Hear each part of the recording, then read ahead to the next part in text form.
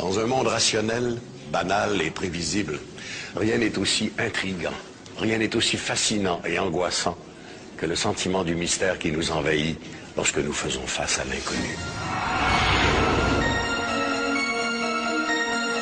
En 1941, une famille de Ruby Creek est chassée de sa ferme à la suite d'une vision d'horreur. Quel animal a laissé ses empreintes mystérieuses?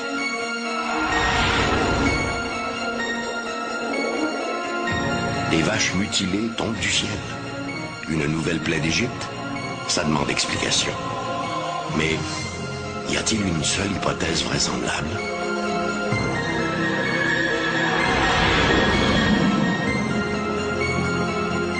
En mai 2000, un policier à la retraite observe depuis sa maison en bordure du lac Memphremagog un étrange sillage. S'agirait-il de Memphré, le monstre des légendes amérindiennes? Des oiseaux géants, des Thunderbirds, ornent les totems des tribus de la côte ouest canadienne. Ces volatiles auraient-ils existé dans un passé récent? Des témoins jurent que oui. Chaque mystère recèle sa part d'inconnu. Rien n'est si angoissant et fantastique que l'inconnu. Ici Michel Dumont. Bienvenue à Dossier Mystère.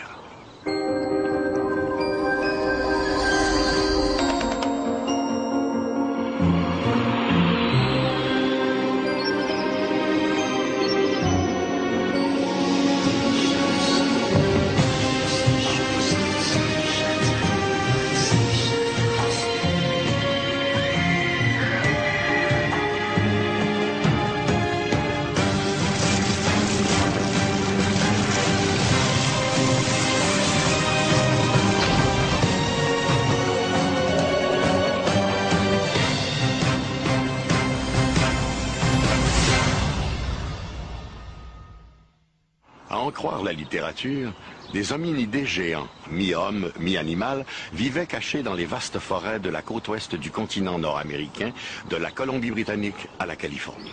Au Canada, on les surnomme Sasquatch, un terme amérindien qui signifie l'homme sauvage de la forêt.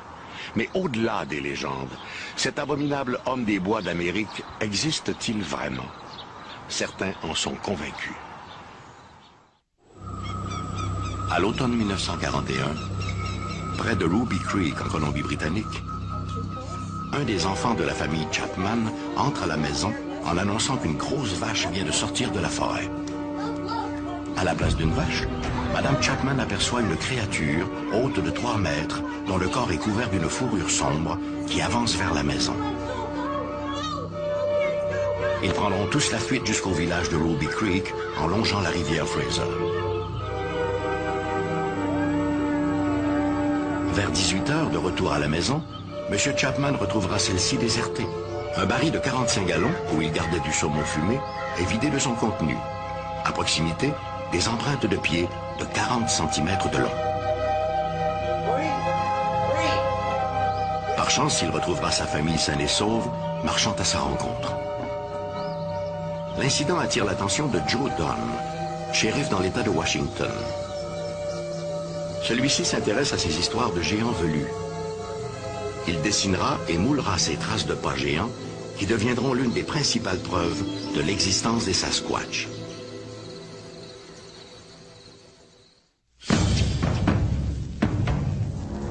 En 1967, Roger Patterson et Bob Gilman capturent ces images qui nous prouvent l'existence de ce que les Amérindiens appelaient le Sasquatch. Le film a été étudié par une foule de scientifiques qui ont conclu que cette créature était bien réelle. Mais il est vrai aussi qu'il y a eu de nombreuses affirmations contraires. Néanmoins, pour l'heure, toutes les études menées sur le film s'entendent à dire qu'il s'agit bel et bien d'un Bigfoot. Bigfoot pour certains, Sasquatch pour d'autres, le mythe semble devenu réalité. Si le nom de la créature diffère, la description qu'en ont fait les témoins est toujours la même, peu importe l'endroit où l'on se trouve. Le phénomène du Sasquatch est très intriguant. On le retrouve à peu près dans toutes les provinces canadiennes et dans presque tous les États américains. Pourtant, et c'est le cœur du problème, malgré cette grande répartition, la créature ne laisse que très peu de traces derrière elle. En tant que biologiste de la faune, je dépends des empreintes que laisseraient par exemple des mammifères pour estimer leur nombre dans une région donnée. Nous ne voyons pas souvent d'ours ou d'autres petits mammifères parce qu'il s'agit surtout d'animaux nocturnes. C'est pourquoi nous dépendons des empreintes. Un premier témoignage nous vient de l'explorateur David Thompson, qui affirme avoir découvert près de Jasper en 1811, sur les pentes enneigées d'un glacier, toute une série d'empreintes géantes. Et selon lui, ce n'était pas celle d'un ours ou d'un grizzly.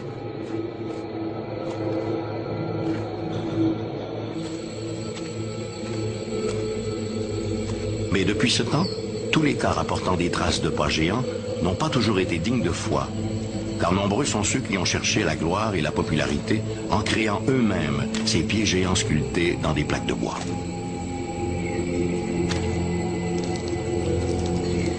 Malheureusement pour eux, les moulages ont permis de faire la différence entre ces canulars et les véritables empreintes d'origine inconnue.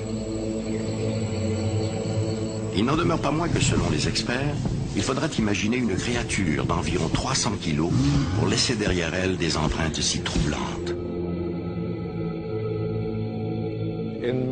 Dans plusieurs cas, il a été établi que les empreintes avaient été faites par un pied doué d'une articulation dynamique. Il a aussi été démontré que leur profondeur était plus prononcée que la profondeur d'une empreinte humaine. On a aussi observé sur de nombreuses empreintes des marques de poussée et un bris dans l'ossature de l'arche du pied. Tous ces détails indiquent que ces traces n'ont pas été faites par des hommes. Nous n'avons pas ce genre de bris dans l'arche du pied, comme celui visible sur certaines empreintes de Sasquatch.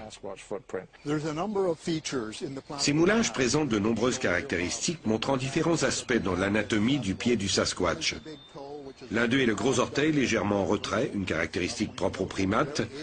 Dans d'autres moulages faits dans un sol mou, on peut voir des lignes très fines. Ce sont des crêtes dermiques, une caractéristique que l'on retrouve aussi chez les humains, dans les empreintes digitales ou les empreintes du pied. Il y a aussi d'autres éléments comme des lignes en forme de croissant qui indiquent une flexion du pied. Ce sont là des détails que très peu de gens auraient pu savoir, ni même un grand nombre de zoologues. Oui, en définitive, ces empreintes sont très convaincantes. Les sceptiques sont encore nombreux. Ils exigent des preuves plus tangibles que de simples moulages de pieds géants.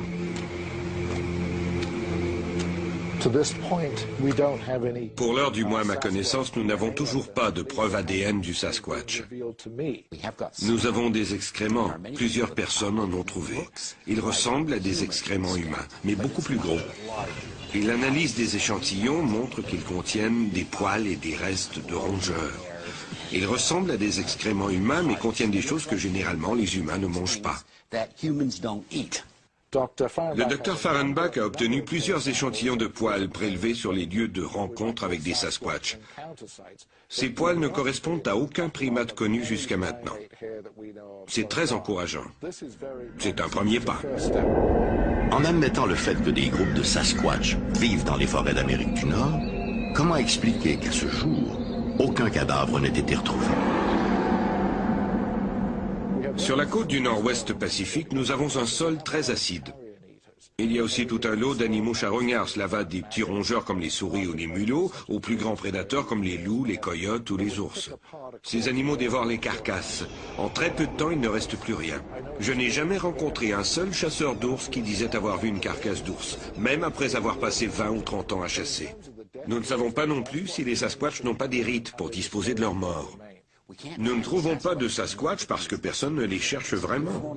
Si vous survolez le Canada et vous regardez par les hublots, vous verrez qu'il y a des milliers de kilomètres carrés où il n'y a absolument rien. Il n'y a personne.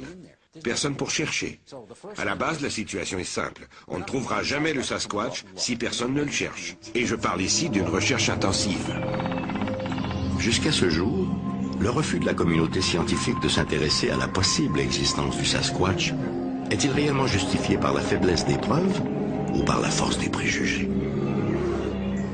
Jusqu'à présent, la réaction, c'est de dire « Ah non, il doit s'agir d'un ours qui marche sur ses pattes de derrière », quand on ne tombe pas simplement dans l'idée du canular et qu'on rejette tout.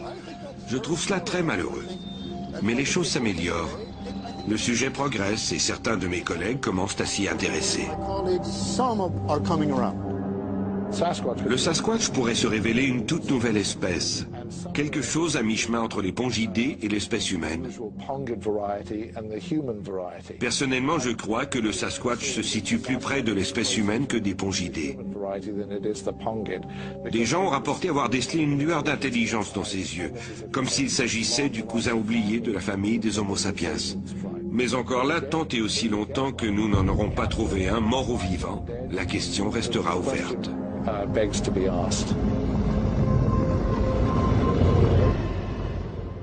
Le scientifique américain Carl Sagan disait « Une affirmation extraordinaire demande une preuve extraordinaire ».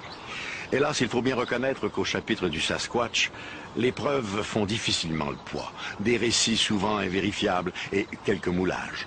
Mais l'histoire est pleine de rebondissements inattendus. Il y a un siècle à peine, les scientifiques du monde entier disaient que les gorilles de montagne n'étaient qu'un mythe. Alors qui sait ce que nous réserve l'avenir? Pour la plupart des chercheurs qui s'intéressent aux histoires de Sasquatch, ces créatures seraient les derniers représentants d'une espèce animale en voie de disparition. Quelques rares enquêteurs croient même que les Sasquatch seraient des extraterrestres. Il faut dire que dans l'univers des phénomènes étranges, les extraterrestres ont souvent le dos large. Aux dernières nouvelles, ils s'amuseraient même à jouer les savants fous avec nos animaux de ferme. Ridicule, pensez-vous? Ce n'est pas la vie de tout le monde.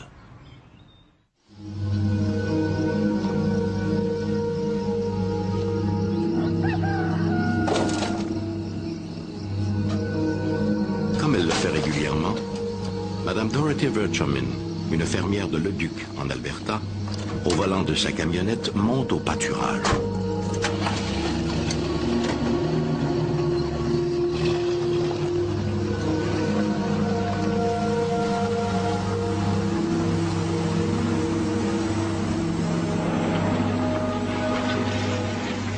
Elle remarque l'une de ses génisses étendue dans l'herbe.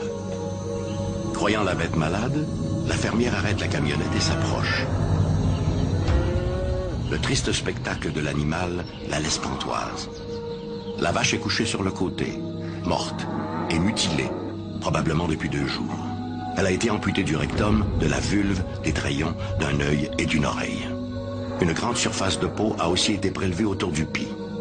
Toutes ces incisions ont été faites avec une précision chirurgicale et la carcasse ne présente aucune marque de morsure qui pourrait laisser croire à des prédateurs. Comme tous les fermiers et fermières de la région, Madame Verchomin a, elle aussi, entendu parler de ces histoires de mutilations animales. Mais jusqu'à tout récemment, elle les avait toujours considérées avec un certain amusement.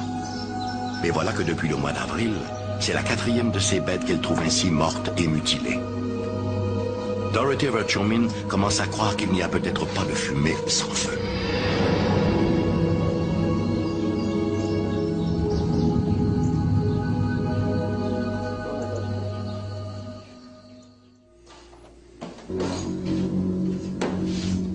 Chaque année, des centaines de têtes de bétail sont tuées et mutilées, tant aux États-Unis qu'au Canada. Évidemment, la plupart de ces décès sont attribuables à des prédateurs, comme des loups, des coyotes, et même à certains oiseaux charognards, comme des busards. Mais au-delà de ces constats, il existe toute une série de mutilations qui ne s'expliquent pas aussi aisément.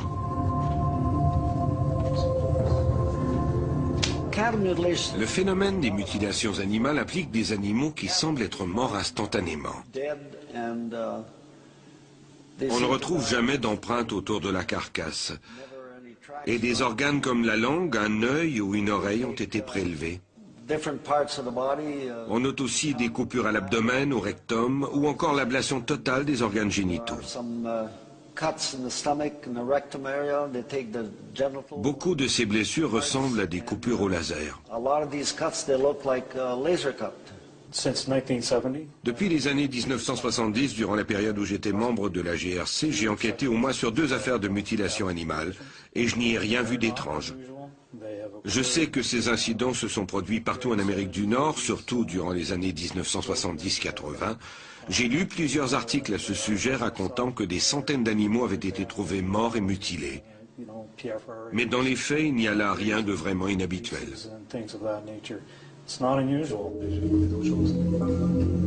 Le phénomène n'est pas nouveau.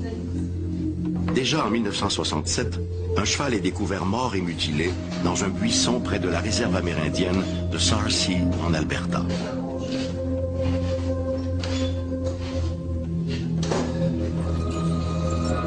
L'année suivante, d'autres cas sont rapportés en Ontario et au Manitoba. Dans ce dernier cas, le bovidé a été amputé de ses organes génitaux, de la patte antérieure droite et d'une oreille. Les coupures sont très nettes et l'animal ne paraît pas avoir saigné. Plus tard, entre le 1er août et le 11 novembre 1979, 38 cas sont rapportés près de la frontière de l'Alberta et du Montana. Selon les agents de la GRC chargés de l'enquête, 13 de ces cas sont inexplicables. Les autorités favorisent alors la piste sectaire. L'implication de groupes occultes ou sataniques a toujours été associée à ces soi-disant mutilations animales. À savoir si cela est vrai, je ne saurais le dire. En regard des enquêtes que j'ai menées, je n'ai jamais rien trouvé me permettant d'identifier quelque groupe occulte ou satanique que ce soit qui aurait réellement été responsable de ces mutilations animales.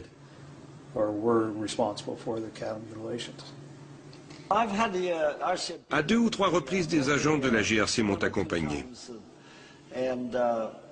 L'un d'eux, et j'ignore s'il a écrit un rapport à ce sujet, a été très impressionné par ce qu'il a vu. Il a admis que tout cela était très étrange et qu'il ne s'agissait certainement pas de prédateurs.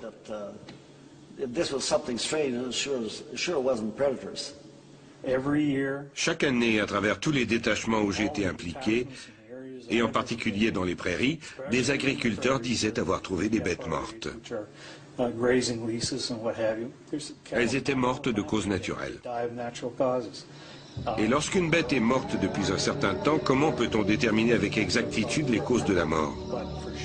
Par contre, il est clair que s'il s'agissait d'une cause extérieure, que ce soit un coup de feu ou un autre type de trauma, il y aurait des preuves.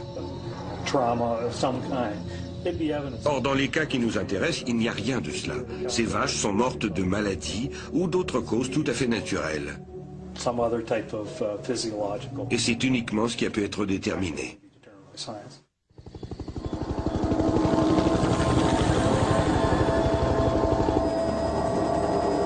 En mal de responsables, certains ont fait circuler la rumeur voulant que ces barbaries soient dues à des expériences menées par des militaires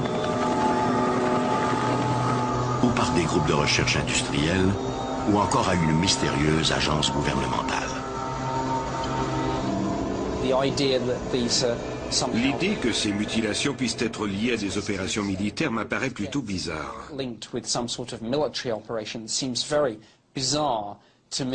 Le scénario de ces militaires se baladant la nuit pour mutiler des animaux semble tout à fait extraordinaire.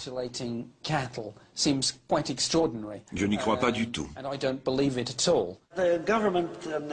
Le gouvernement et les compagnies pétrolières ont été pointés du doigt pour ces mutilations.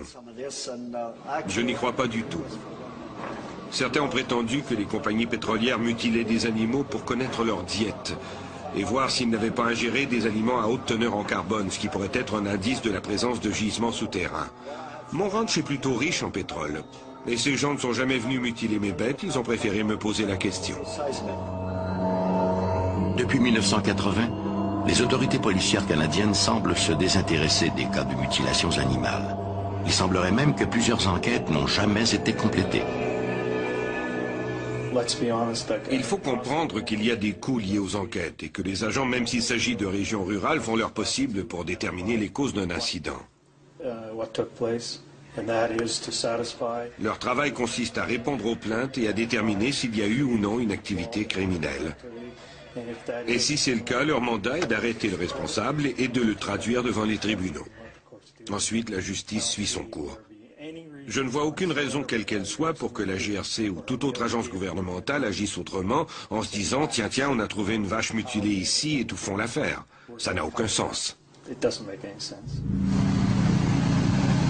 En juin 2002, un fermier de Veteran en Alberta, Floyd Vetter, découvre l'une de ses vaches morte et mutilée. Toute la tête de l'animal a été écorchée. ne laissant voir qu'un crâne dénudé. La bête n'a apparemment subi aucune autre mutilation. Curieusement, les branches des arbres situés à la verticale de la carcasse ont été brisées. On dirait que l'animal a été balancé du haut des airs après avoir été mutilé ailleurs. Autour, il n'y a aucune trace de sang ni de prédateur. Pour Floyd Vetter, le cas est clair. Le coupable ne pouvait venir que d'en haut.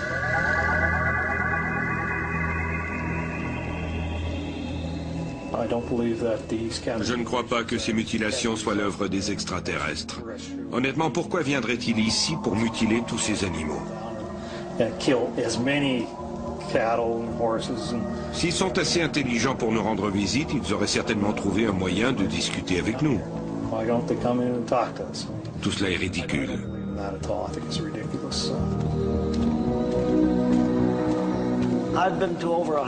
Jusqu'à présent, j'ai enquêté sur plus d'une centaine de cas. Je sais ce que peuvent faire ou non des prédateurs. Dans certains cas, on a relevé de la radioactivité sur les carcasses ou autour. Dans d'autres cas, le champ magnétique présentait des anomalies. Dans plusieurs incidents, le sang n'était plus que de l'hémoglobine. Or, d'après le Dr Levengood du Michigan, qui a travaillé à partir de mes échantillons, réduire le sang à l'état d'hémoglobine et ce directement sur le terrain équivaut à faire une chirurgie du cerveau dans une cuisine avec des ustensiles. Cela n'a pas plus de sens. J'ai enquêté sur un cas où les os étaient noircis et les graisses littéralement fondues sur les os de l'animal. Il ne restait que les collagènes. Pour tirer des collagènes de la graisse animale, il faut la chauffer avec des micro-ondes. Je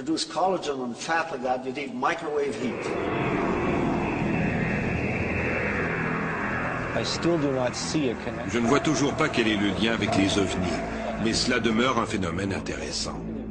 C'est sans doute un sujet qui mérite d'être étudié, mais je souhaiterais y voir plus de vétérinaires spécialisés en pathologie animale. Jusqu'à maintenant, hélas, les enquêtes ont été laissées aux amateurs d'ovnis qui, bien entendu, n'ont aucune connaissance en pathologie animale. Or, il est essentiel que le sujet soit confié à des gens ayant autorité en la matière. Au Canada, je suis le seul enquêteur sur ce sujet. Il m'est arrivé de travailler de concert avec la GRC et des vétérinaires. Ces derniers sont plutôt réticents à parler de ce sujet. Certains ont même refusé de se rendre près de la carcasse.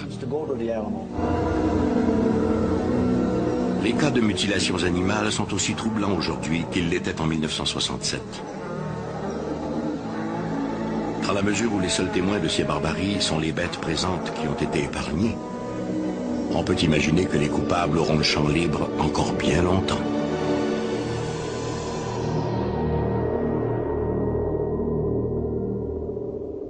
À ce jour, aucune enquête officielle n'a jamais été menée au Canada pour expliquer ces mutilations animales.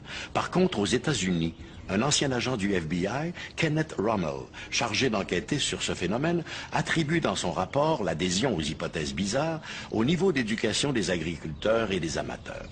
Une conclusion qui est loin de faire l'unanimité. Comme quoi, ce sont les préjugés qui, parfois, nourrissent le mystère.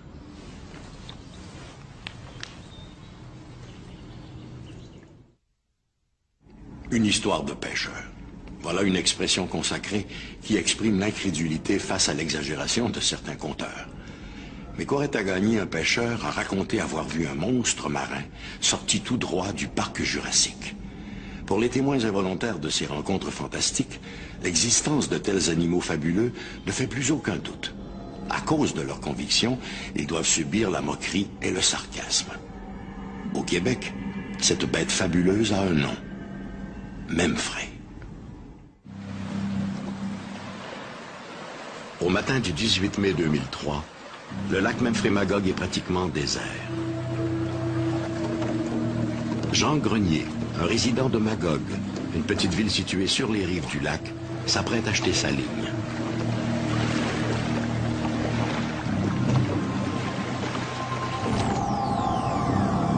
Grenier remarque des reflets insolites, comme si l'eau était agitée par un remous.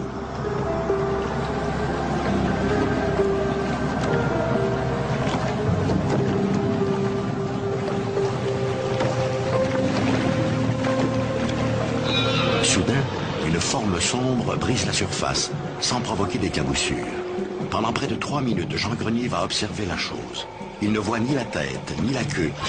Mais pour lui, il s'agit bel et bien d'un animal, et d'un gros.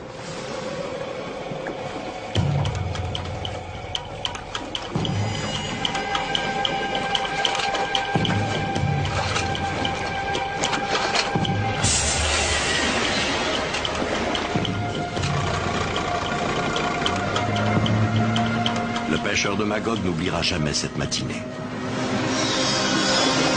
Ce jour où il a vu Memphrey, le légendaire monstre du lac Memphremagog. Situé en Estrie, au Québec, le lac Memphremagog fait 52 km de long, dont 22 km se trouvent au Vermont, en territoire américain. Depuis 2 siècles, on raconte qu'une bête étrange habiterait ces eaux. Déjà au tout début de la colonie, les Amérindiens racontaient qu'ils ne se baignaient jamais dans le lac à cause des anacondas, ce qui signifie serpent géant.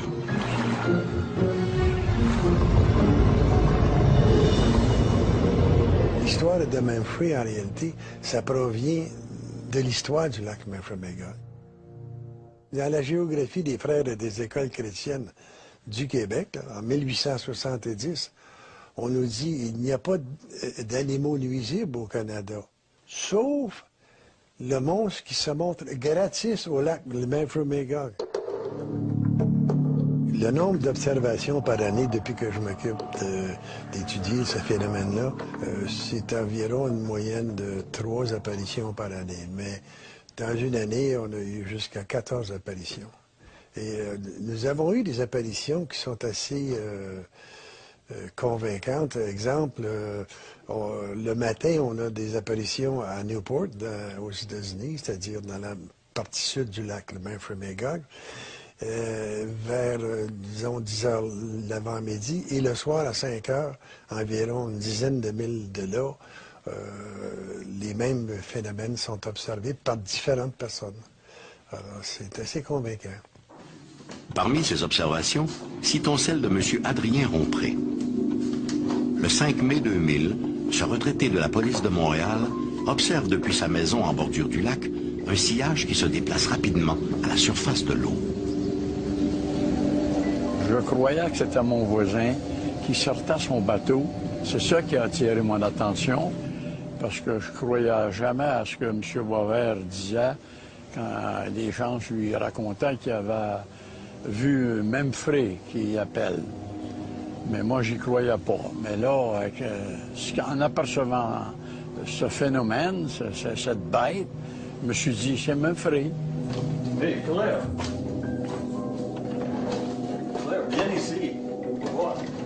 Vu que c'était ça, j'ai appelé mon épouse. Puis je dis, viens voir, il y a quelque chose d'étrange dans l'eau. Elle est venue avec moi. Et puis là, elle s'est aperçue comme moi que c'était quelque chose qu'on ne voyait jamais dans le lac. C'était la vague de ce poisson-là. Pas poisson, parce que c'est pas un poisson. C'est cette bête-là qui s'approchait, qui sortait de l'eau, qui remontait, qui plongeait. Et puis qu'on a regardé un bon moment ensemble. Ça ressemblait pour moi à une loutre de mer. Je peux pas dire que ça peut être ça, mais en tout cas, c'est quelque chose de très étrange, qui était de 4 à 6 pieds de longueur, et puis une tête assez prononcée, des gros yeux, avec des poils de chaque bord de la bouche.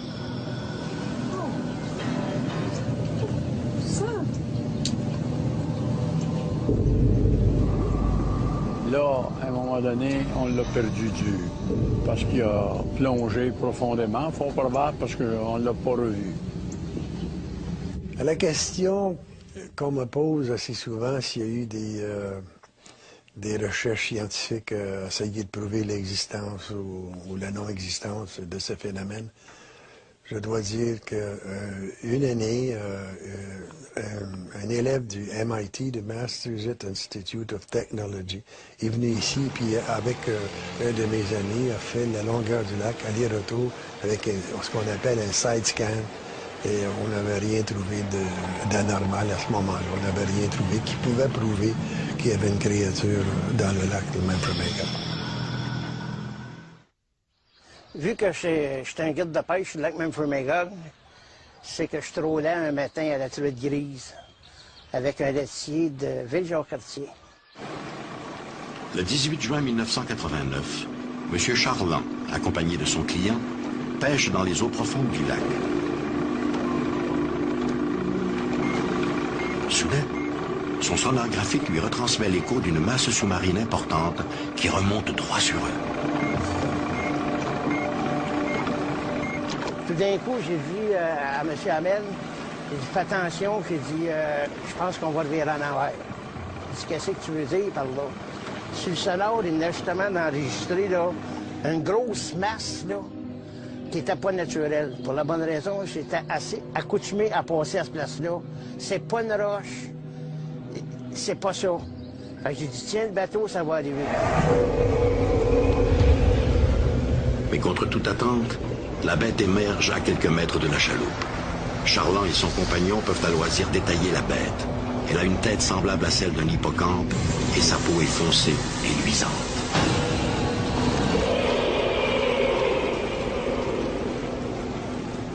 À m'en allant, j'ai vu que c'était sa grosseur d'un cheval environ, puis une queue qui est à peu près de 12 à 14 pieds. Et puis ça avait 2 pattes en avant. Il était debout. Et puis quand j'ai pas couru après, mais j'ai cherché à le voir de plus près. J'ai mis le moteur au bout. Et puis quand on est arrivé à peu près à 150-200 pieds de lui, il a plongé. Si pour certains le monstre ne serait rien d'autre qu'un grand poisson de fond, comme un esturgeon, M. Charland et beaucoup d'autres sont convaincus du contraire. Non, non, c'est un phénomène, ça. Puis pas l'avoir vu, je vous dirais, je l'ai pas vu, mais je l'ai vu de mes propres yeux. Propres yeux, là, c'est d'anormal. Puis l'autre gars qui était avec moi, il l'a vu, lui, avec. Lui, il voulait plus retourner, il voulait plus retourner sur le lac. Ils dit, on va pareil ici, puis on va s'en aller. À cette heure, je ne sais pas s'il y en a plusieurs dans ce lac-là, mais je n'ai vu une fois, puis je vais monter en plus en revoir d'autres. Si aujourd'hui la présence d'un grand animal aquatique dans les eaux du lac Memphremagog est à peu près acquise, son identité zoologique est en revanche loin d'être établie. C'est difficile à dire parce que on est en 2005 et la semaine dernière, je lisais dans le journal Actualité qu'on venait encore de découvrir des nouvelles espèces d'animaux sur la Terre. Là, je ne vous parle pas là, dans l'eau, sur la Terre. Et la même chose dans l'eau, on découvre des milles et des milles de nouvelles espèces d'animaux dans l'eau à tous les ans. Alors, c'est pas facile de se prononcer sur ça, parce qu'on n'a jamais encore trouvé qu'est-ce que c'était, disons, les monstres marins à travers le monde. Lac Memphremagog. And it's your vacation? Oui. My vacation dans la belle Provence. Ben ouais. Ces images proviennent d'une bande vidéo amateur tournée le 12 août 1997 par une vacancière, Patricia de Brouin-Fournier, et son mari. Alors que le couple pêche tranquillement en cette belle journée, quelque chose d'insolite va se produire.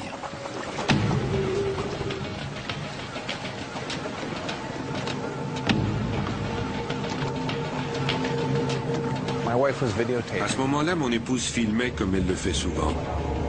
Nous avons soudain aperçu une vague créée par un objet. Nous l'avons observée pendant 10 ou 15 secondes, puis elle a disparu comme si l'objet qui en était responsable avait replongé. C'est un très court clip. C'est bizarre. Vraiment bizarre. L'objet se déplaçait beaucoup trop vite pour être un tronc d'arbre. Pour moi, il est clair que c'était un objet animé qui faisait cette vague à la surface. Je ne saurais dire s'il s'agissait d'un poisson, mais si c'est le cas, il devait être très gros. Mais de ce que j'en sais, les poissons de cette taille ne nagent pas comme ça juste sous la surface. Mais je ne sais pas. Je n'ai aucune idée de ce que c'était. Ce film sera soumis à des experts qui s'avoueront incapables d'identifier la bête du lac. Esturgeon bicentenaire? Dinosaure échappé du parc Jurassique? Espèce lacustre inconnue? Toutes ces hypothèses semblent des plus improbables. Mais improbable n'est pas impossible. Sherlock Holmes disait, une fois que vous avez éliminé l'impossible, ce qui reste, même improbable, doit être la vérité.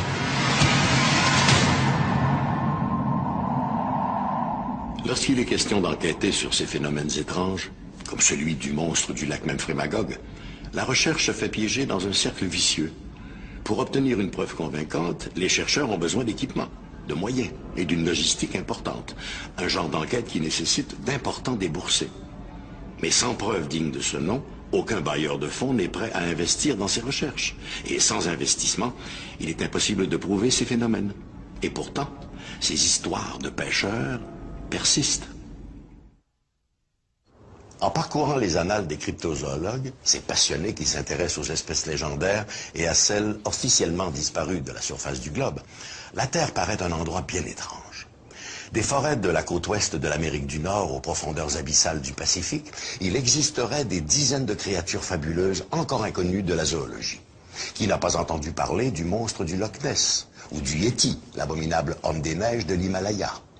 Il y a aussi leurs cousins plus discrets, comme le Mokele Mbembe, un dinosaure nain qui vivrait dans les forêts du continent africain. Ou encore les Thunderbirds, ces oiseaux géants sortis tout droit des mythologies amérindiennes.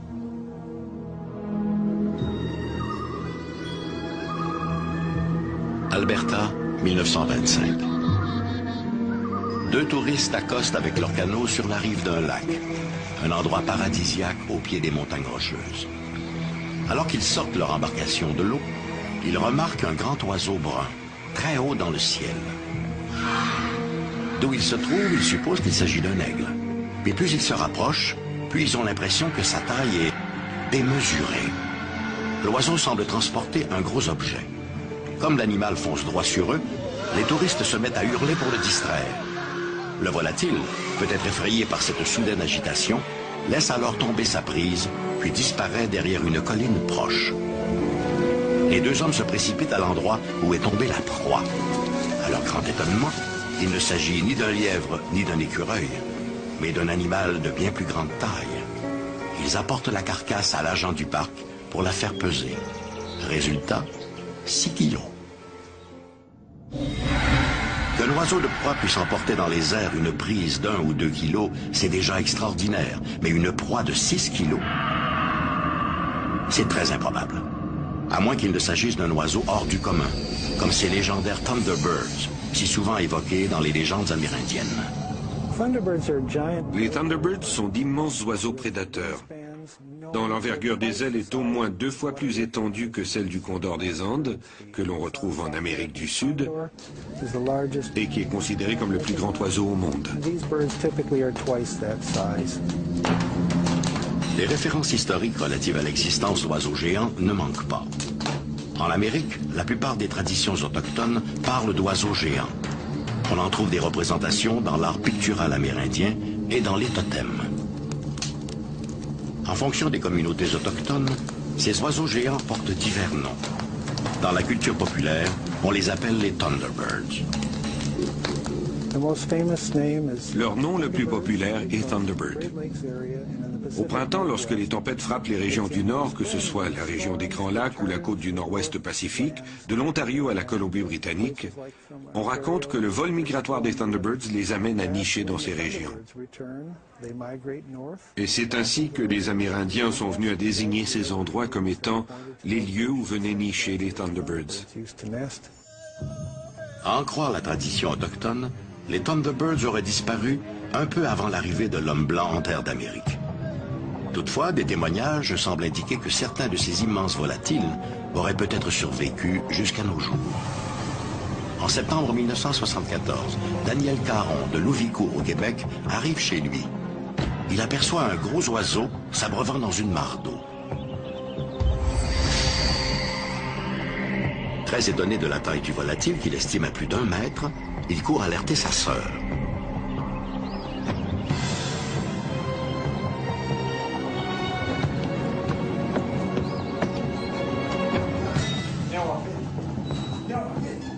Les deux jeunes gens décident alors de s'en approcher, mais le volatile découvre leur présence et s'envole aussitôt.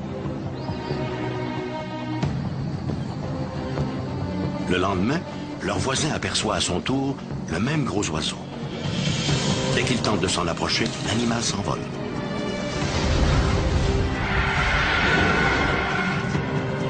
24 heures plus tard, Suzanne Caron le revoit dans sa cour. Elle crie à son voisin que l'oiseau est de retour. Baby! Là! Le jeune homme se précipite avec sa carabine de calibre 22 et fait feu sur le volatile, sans toutefois le toucher. Au bruit des détonations, l'oiseau s'enfuit en battant lentement des ailes. On ne le reverra plus. En 1977, en Illinois, s'est produit une affaire célèbre. Un jeune garçon de 10 ans, Marlon Lowe, a été agrippé par un oiseau géant et emporté sur plusieurs dizaines de mètres avant d'être relâché. L'affaire s'est produite devant ses camarades de jeu et plusieurs adultes. Tous ont été témoins.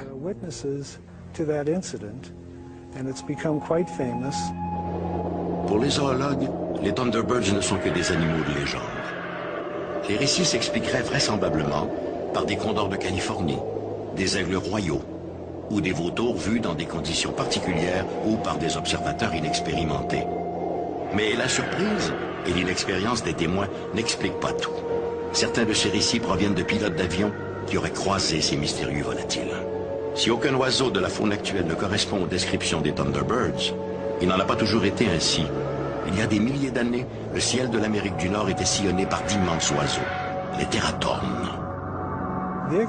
La présence des Thunderbirds est souvent liée aux vautours teratornes, dont l'existence est connue via les fossiles.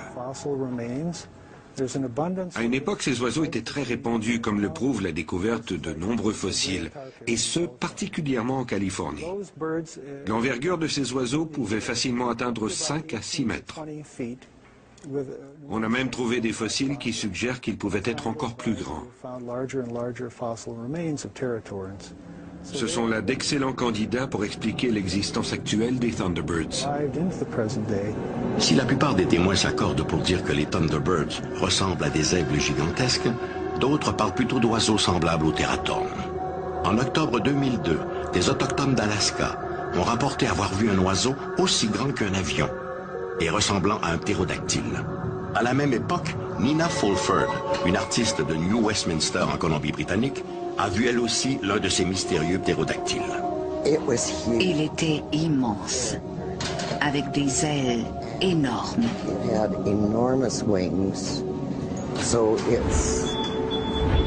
On aurait dit qu'il volait au ralenti.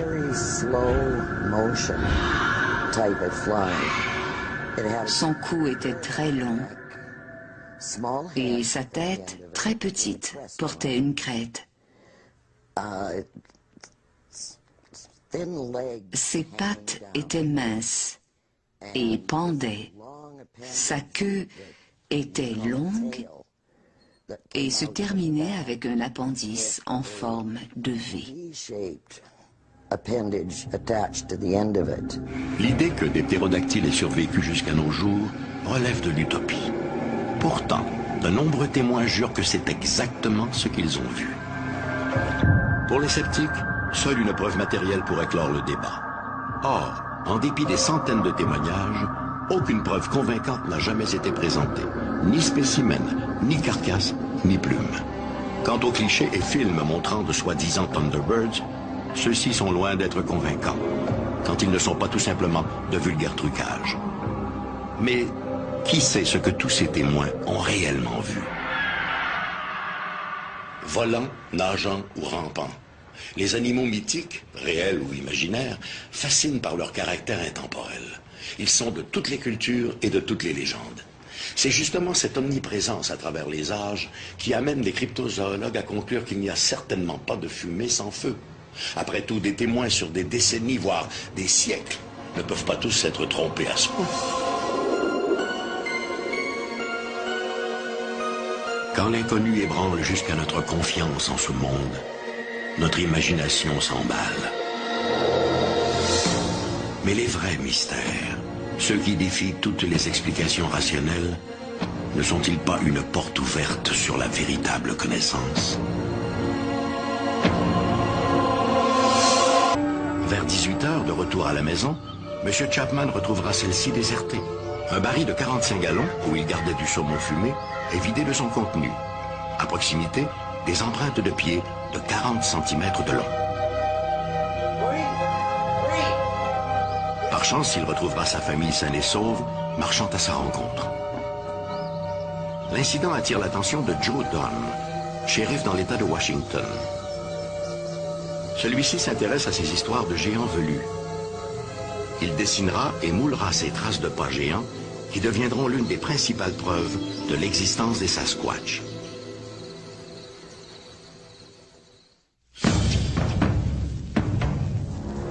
En 1967, Roger Patterson et Bob Gilman capturent ces images qui nous prouvent l'existence de ce que les Amérindiens appelaient le Sasquatch.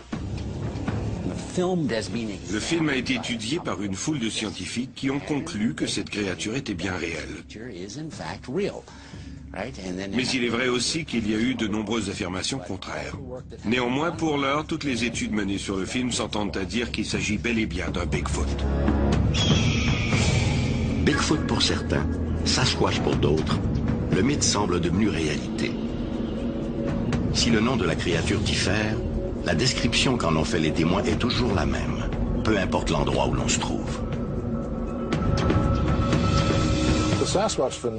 Le phénomène du Sasquatch est très intriguant. On le retrouve à peu près dans toutes les provinces canadiennes et dans presque tous les États américains. Pourtant, et c'est le cœur du problème, malgré cette grande répartition, la créature ne laisse que très peu de traces derrière elle. En tant que biologiste de la faune, je dépends des empreintes que laisseraient par exemple des mammifères pour estimer leur nombre dans une région donnée.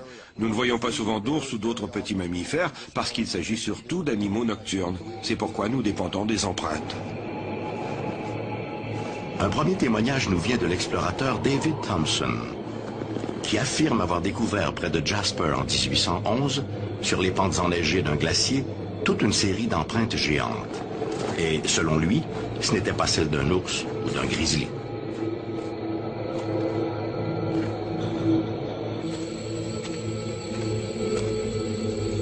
Mais depuis ce temps, tous les cas rapportant des traces de pas géants n'ont pas toujours été dignes de foi, car nombreux sont ceux qui ont cherché la gloire et la popularité en créant eux-mêmes ces pieds géants sculptés dans des plaques de bois.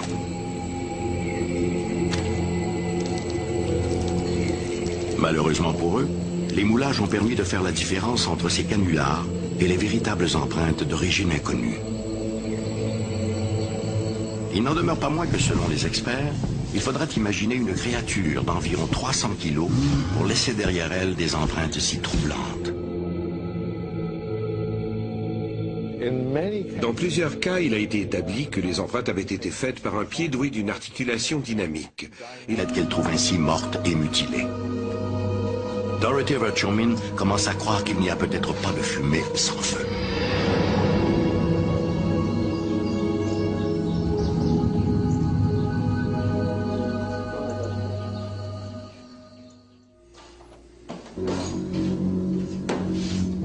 Chaque année, des centaines de têtes de bétail sont tuées et mutilées, tant aux États-Unis qu'au Canada. Évidemment, la plupart de ces décès sont attribuables à des prédateurs, comme des loups, des coyotes, et même à certains oiseaux charognards, comme des busards. Mais au-delà de ces constats, il existe toute une série de mutilations qui ne s'expliquent pas aussi aisément.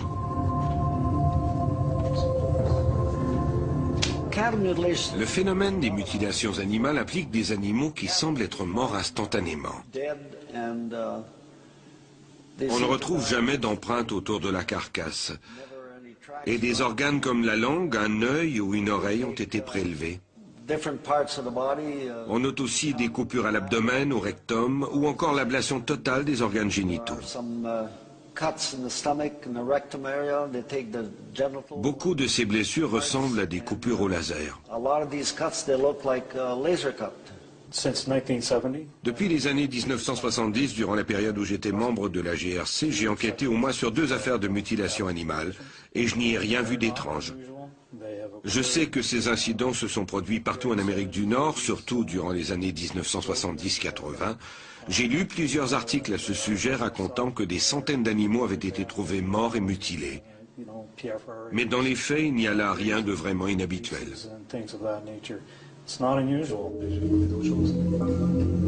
Le phénomène n'est pas nouveau. Déjà en 1967, un cheval est découvert mort et mutilé dans un buisson près de la réserve amérindienne de Sarcee, en Alberta.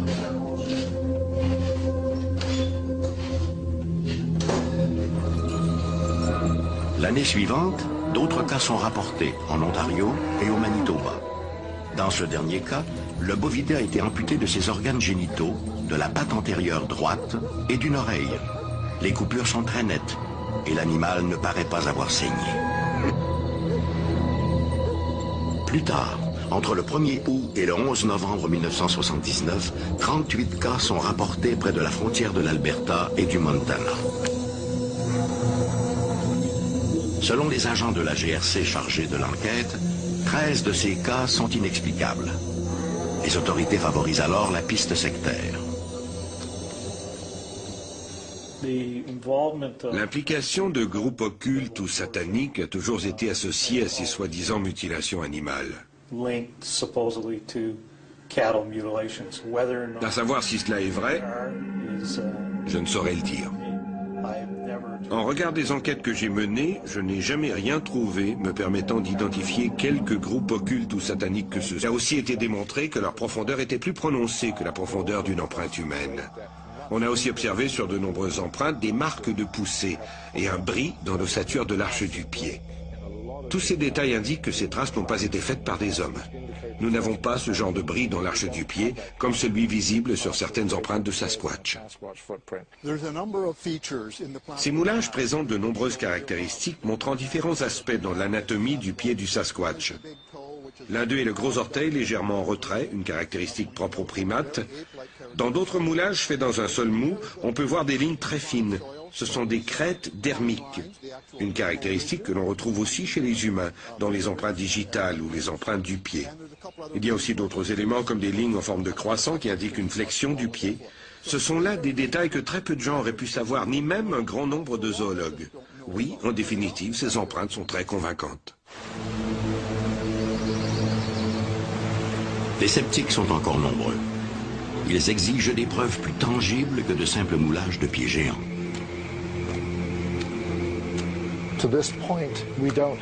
Pour l'heure, du moins à ma connaissance, nous n'avons toujours pas de preuve ADN du Sasquatch. Nous avons des excréments. Plusieurs personnes en ont trouvé. Ils ressemblent à des excréments humains, mais beaucoup plus gros.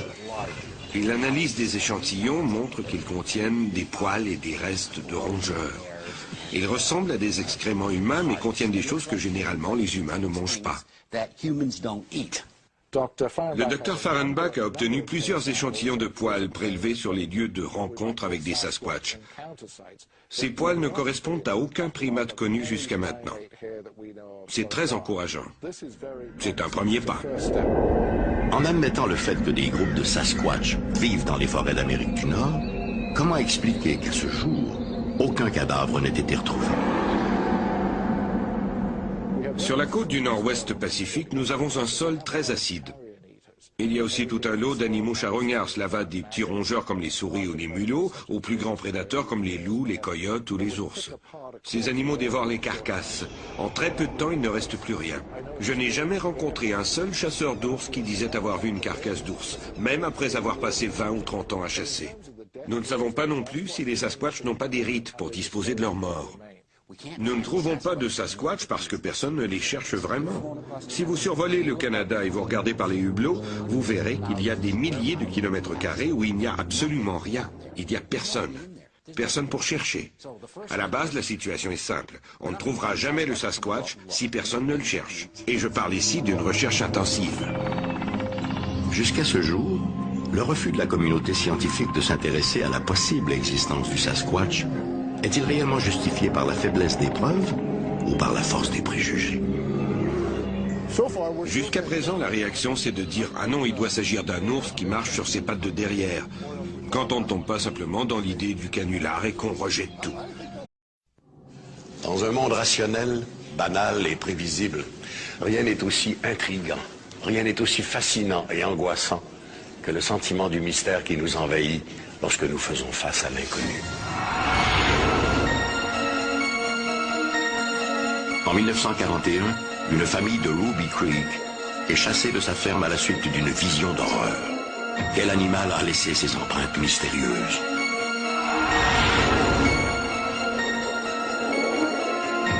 Des vaches mutilées tombent du ciel. Une nouvelle plaie d'Égypte? Ça demande explication. Mais y a-t-il une seule hypothèse vraisemblable?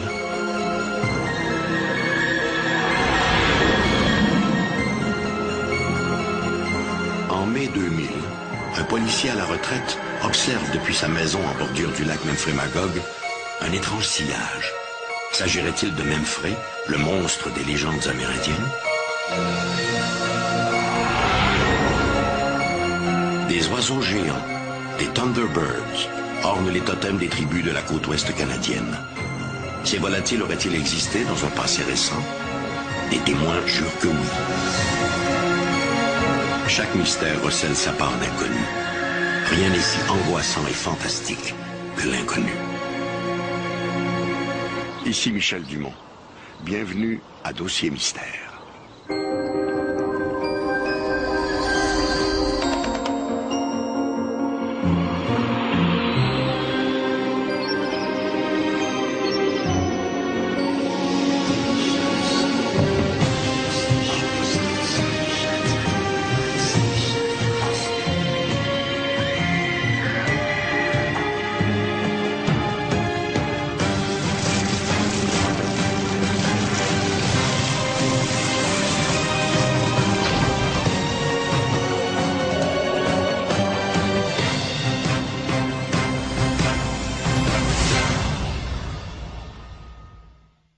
À en croire la littérature, des hominidés géants, mi-homme, mi-animal, vivaient cachés dans les vastes forêts de la côte ouest du continent nord-américain, de la Colombie-Britannique à la Californie.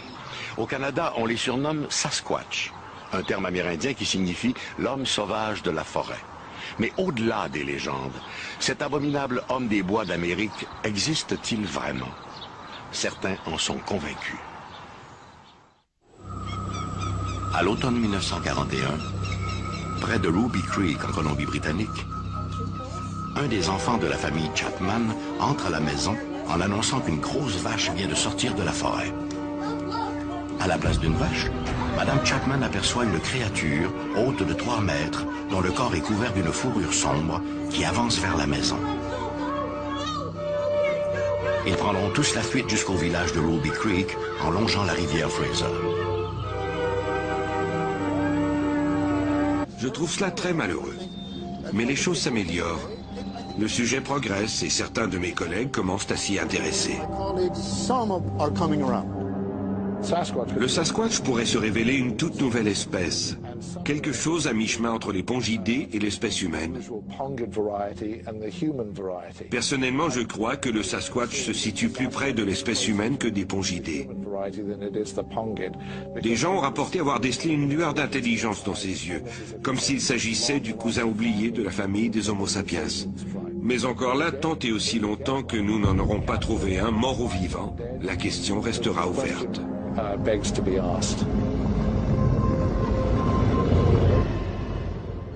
Le scientifique américain Carl Sagan disait « Une affirmation extraordinaire demande une preuve extraordinaire ». Hélas, il faut bien reconnaître qu'au chapitre du Sasquatch, les preuves font difficilement le poids. Des récits souvent invérifiables et quelques moulages. Mais l'histoire est pleine de rebondissements inattendus. Il y a un siècle à peine, les scientifiques du monde entier disaient que les gorilles de montagne n'étaient qu'un mythe. Alors qui sait ce que nous réserve l'avenir? Pour la plupart des chercheurs qui s'intéressent aux histoires de Sasquatch, ces créatures seraient les derniers représentants d'une espèce animale en voie de disparition. Quelques rares enquêteurs croient même que les Sasquatch seraient des extraterrestres. Il faut dire que dans l'univers des phénomènes étranges, les extraterrestres ont souvent le dos large. Aux dernières nouvelles, il s'amuserait même à jouer les savants fous avec nos animaux de ferme. Ridicule, pensez-vous? Ce n'est pas la vie de tout le monde.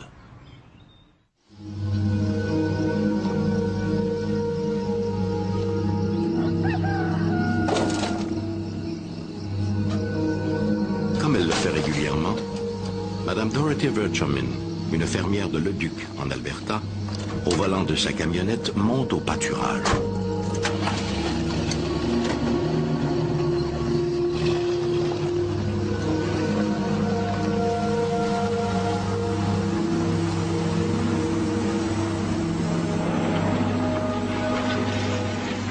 Elle remarque l'une de ses génisses étendue dans l'herbe.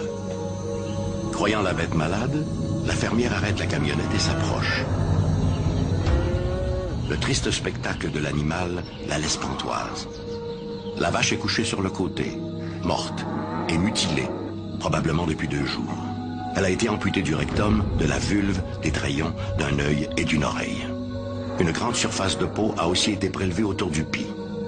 Toutes ces incisions ont été faites avec une précision chirurgicale et la carcasse ne présente aucune marque de morsure qui pourrait laisser croire à des prédateurs. Comme tous les fermiers et fermières de la région, Madame Verchomin a, elle aussi, entendu parler de ces histoires de mutilations animales. Mais jusqu'à tout récemment, elle les avait toujours considérées avec un certain amusement. Mais voilà que depuis le mois d'avril, c'est la 4e de ces bêtes